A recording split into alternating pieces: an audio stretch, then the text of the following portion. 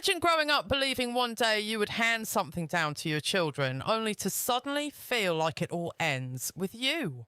That is heartbreaking for any family. What you're about to watch is a Welsh farmer directly confronting Labour MP Nandy over policies he believes are destroying British farming. Before we watch the video, please like and subscribe to the channel. I really appreciate your support. Let's get into it. Programme, but do judge us by our actions, judge us by how you feel in 5 years' time. Well, Gareth, do you want to respond? I'm judging you by your actions already, with the promises that came and what you've delivered. This is going to be the last nail in the agricultural coffin. This country is going to need farmers once, twice or three times every day. Food security should be at the top. You know, you should be looking at investing into agriculture to build the better Britain on our bellies, making sure the next generation has healthy, nutritional food. But what you're doing is you're going to push people out of the industry. And my family's been on this land for 375 years. It breaks my heart to think that I could be the last generation here. I want to pass this down to my boys and make sure that they can make a living. Right. You're taking that away from me, Gareth, and away from thousands of farmers in the United Kingdom. Before I get Lisa to respond on that final point, particularly shame on you, Gareth, how much support, is there widespread support for this strike that you are joining? Unbelievable, and it's not just widespread.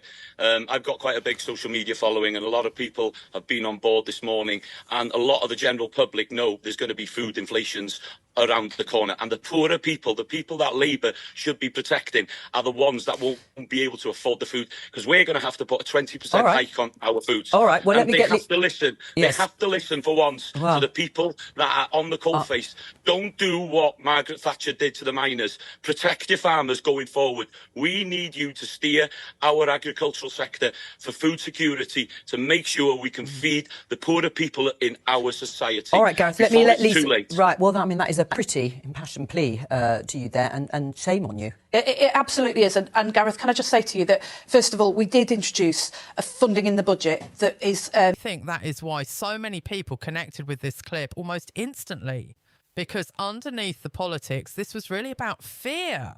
Fear that hard work no longer guarantees survival. Fear that ordinary people are being squeezed until there is nothing left to pass on. When Gareth said, "You're taking that away from me," that did not sound rehearsed. That sounded personal.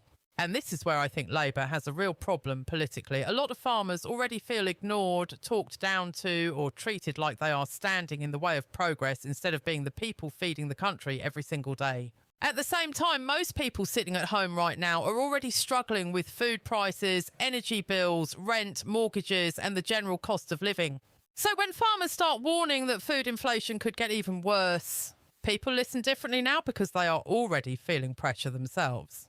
That is why this conversation matters far beyond agriculture.